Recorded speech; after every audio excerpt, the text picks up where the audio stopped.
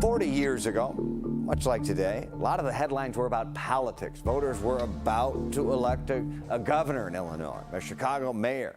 But shocking word about a popular painkiller knocked campaign news out of the headlines. The Tylenol murders. Someone poisoned capsules and killed 7 people randomly in Chicago and its suburbs. CBS 2 investigator Dorothy Tucker digs into the CBS 2 vault to show you how one of the country's most infamous unsolved cases began and how reporters covered it before the days of internet and social media.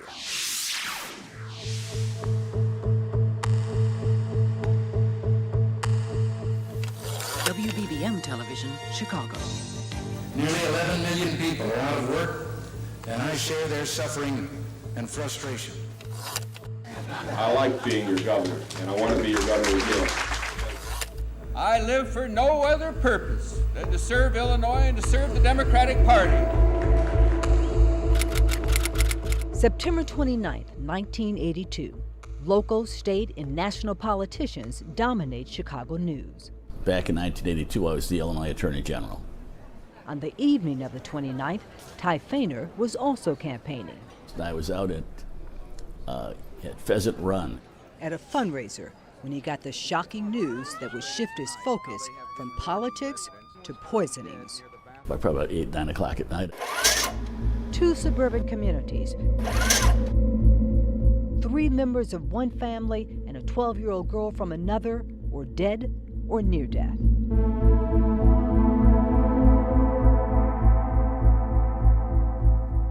The biggest thing that we need to do. And I said, well, get the team together. The Illinois State Police, Sheriff's Association, local law enforcement, and had, I think, probably 20, 25 people get together in a meeting the very next morning.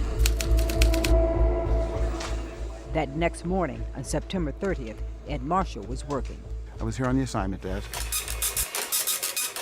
His job compiling a list of the day's news stories. There was some sort of bulletin from one of the authorities that there was going to be a press conference about a series of poisoning deaths. That got his attention. That was an instant trigger to tell us that something big was going on. It was huge. The medical examiner's office delivered the deadly details. We have definitely confirmed the presence of cyanide in 2 containers of extra-strength Tylenol. Who did it? How? Why? The tips started coming into the Attorney General's office. But on that day, the first call was to the makers of Tylenol. We called them, and they pulled everything off the shelves. They called the Walgreens, all the stores where their product was distributed. They got it off the shelves. When Fainer finally faced the press. And then we're going to turn to finding that madman or the madmen who are responsible for this very, very sick behavior. And in the newsroom. Well, in the newsroom then, everything stopped, and all we did was focus on this one story. And back then, there was no Facebook, TikTok, Twitter, Instagram. We didn't have the benefit of the internet then. Jackie, can you hear me? And all we had were old-fashioned phones. The assignment desk had half a dozen phones. It was like being in a boiler room. The phones were constantly ringing. You had reporters calling in, you had photographers calling in, you had law enforcement calling in. Everyone had one goal: warn the public. Cyanide-contaminated Tylenol has been responsible for 3 deaths. Not take Tylenol until further notice. This product may be contaminated with cyanide and should be destroyed. I remember they're going to CHA buildings. Tinta Strasberg covered the murders for the Chicago Defender. People were afraid in the community. We're here to see if you have any Tylenol capsules. You don't have any? No Tylenol at all? They were calling the Defender, asking what should we do, and it was just terrible. Destroy the medicine. Do not leave it around the home. It got worse. The following day, October 1st, new reports. The circle of cyanide poisonings now makes a 40-mile arc around the city of Chicago, touching 7 west suburban communities. It appears she had collapsed into her closet. Police discovered the 7th body.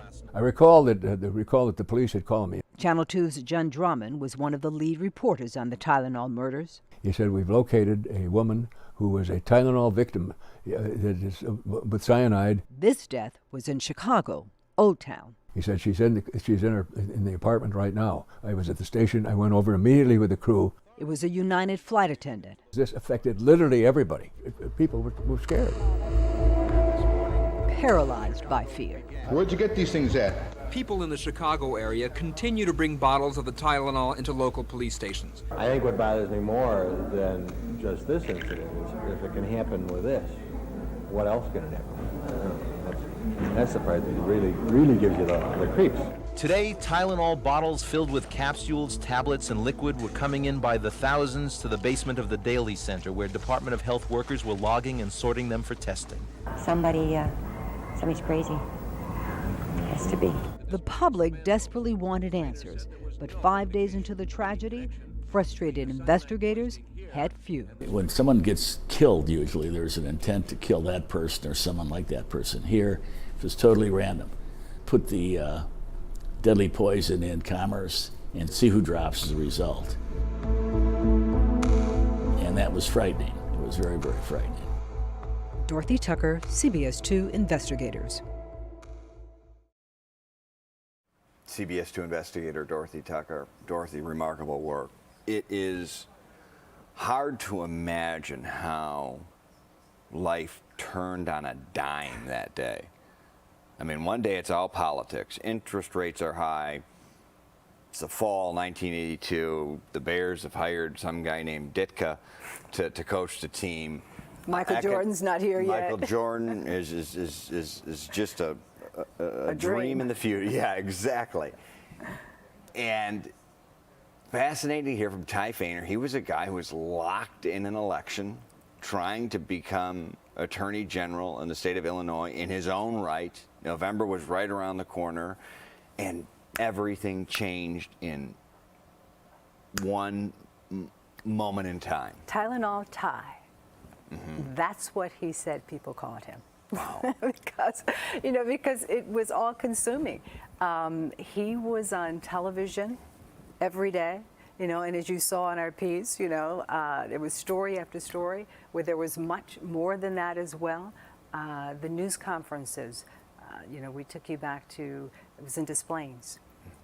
They had it was an old police station, and that's where all the pictures that you saw of not just 2 or 3 or 4 or 5 cameras, there were 15, 20 cameras, and some reporters from across the country, across other parts of the world, who would come to cover this story. It was huge, as you saw. It was a huge story.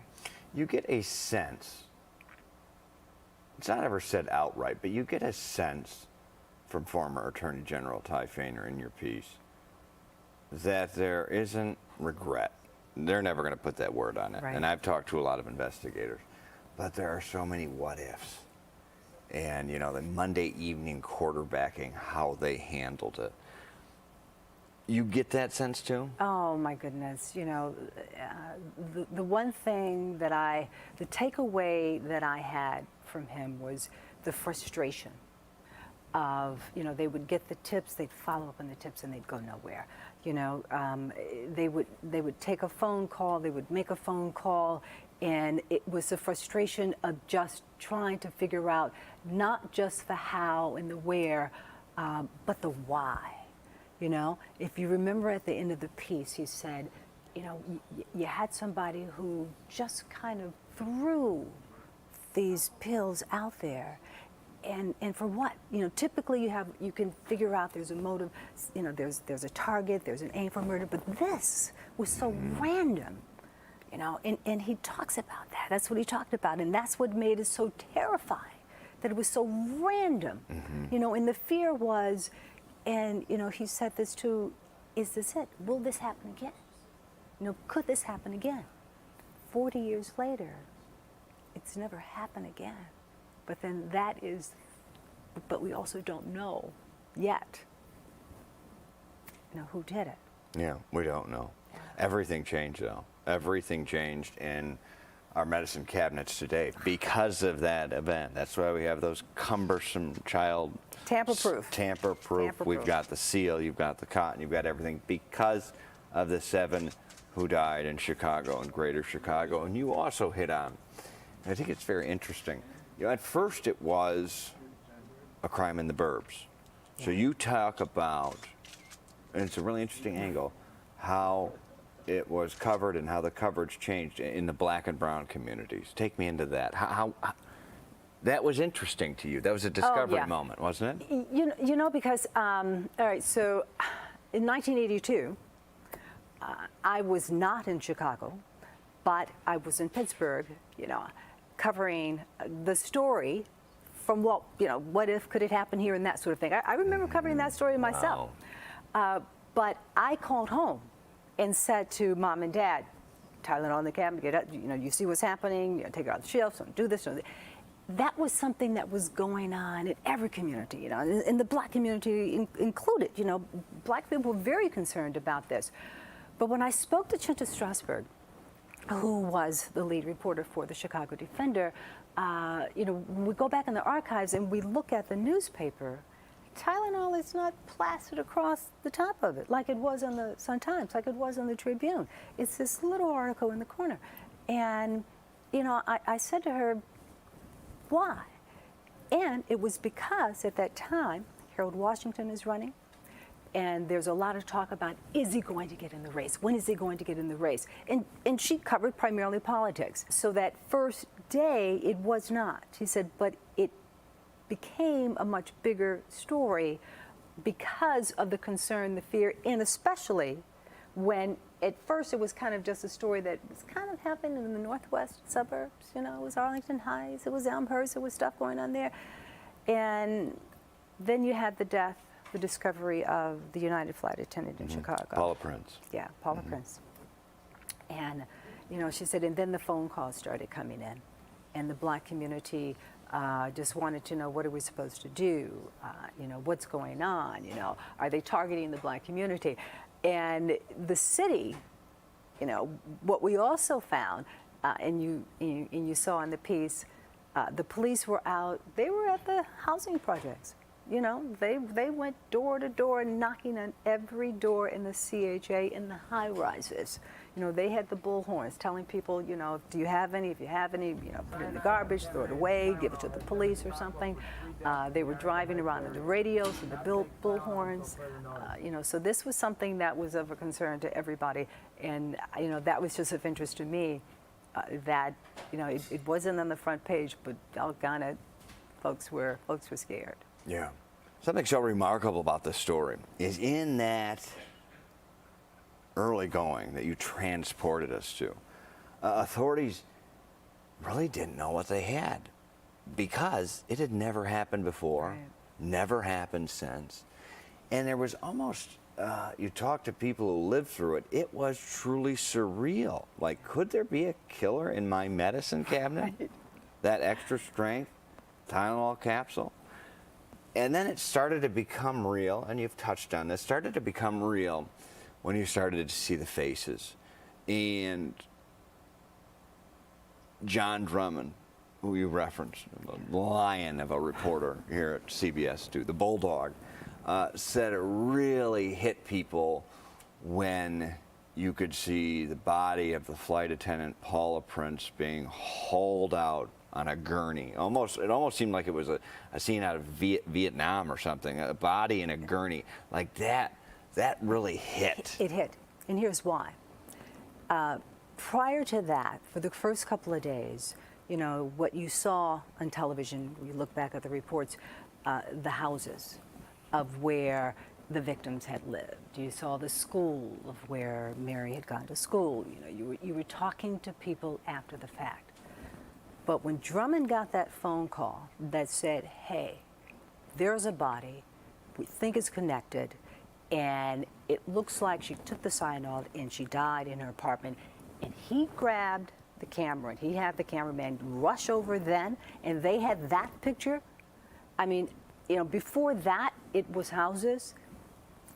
That body being taken from that apartment, being put into the ambulance like that, that smacked you right in the face. That image was something that you could tell that Drummond said, that was almost the defining moment to make everybody say, whoa, wait a minute. You know, we're talking, we aren't just seeing a photograph. We see the body of somebody who died from taking Tylenol. And remember, her body had been there for a couple of days. Her family and friends did not know what had happened to her. They just couldn't get in touch with her. And then this happens, you know, and then so that made people say, I'm sure, well, is there somebody else out there that we don't know about it? You know, and the panic then, I think, really just kind of consumed the public more than it had really before. You know, Drummond talked about being personally, you know, concerned about his family members, and you know, the people that we spoke to in the newsroom. You know, they were all concerned about everybody then, because it, again, that one smacked you in the face. That one hit home. Those you talk to, is there hope 40 years later that this thing can be solved?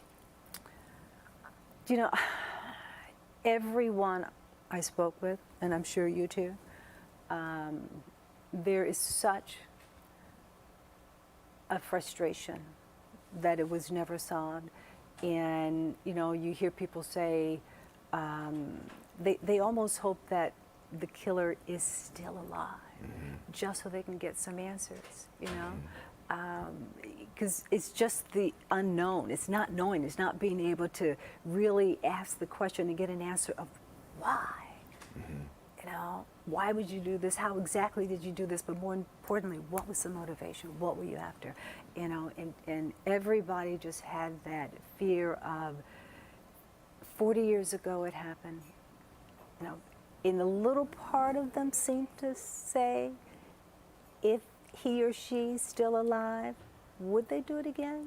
Could it happen again? You want that peace of mind that says, you know who it is, and it's over. And we don't, as a community, as a society, we don't have that yet. No. We don't really have it. Right, it's not over. No, it's not over. And we talk to so many people that are continuing living it to this day. Oh, yeah. Dorothy Tucker, CBS 2 investigator, remarkable story. Thank you for that report, and continue to stay with us here on the stream as we mark 40 years since the Tylenol murders, and our upcoming docuseries, Painkiller, the Tylenol murders, 40 years unsolved. I'm Brad Edwards. Thank you for joining us on the stream. Now back to the stream. It was probably one of the first acts of domestic terrorism. A frightening pattern began to take shape some 5 hours later in the neighboring suburb of Arlington Heights. When you live through something like that, you'll never forget it. This was a terrible tragedy for 7 families. It took my life, shattered my life and my family life. Calls have been coming into the investigative task force so heavily that all 7 lines into the center have been almost constantly jammed. If it can happen with this, what else can it happen? Have you found a common denominator? No, sir. We're working in conjunction with Johnson & Johnson in an effort to determine if there is a common denominator. Who would think of that? What kind of mind thinks about that? The search for the Tylenol cyanide killer continues to center on this photograph. Have you ever done an interview about this? No, only with the FBI. 7 people? You're gonna let a murderer just go? Why can't the authorities arrest this man? He's a madman. Kansas City Police Sergeant David Barton was watching an evening news broadcast when he saw a picture of a man who looked familiar. I jumped off the couch, said, "That's damn James Lewis." You remember the name Lewis? I just told you that 3 times. Just another one of the ups that plague this case. We're actively pursuing this investigation. This is not collecting dust on a shelf. I don't think it'll ever be solved. For 40 years, you would think that somebody would say something. Have you ever seen this guy?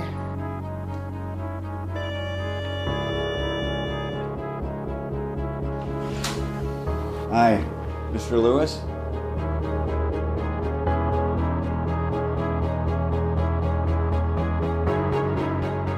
If this was on the shelves then, we wouldn't be sitting here now.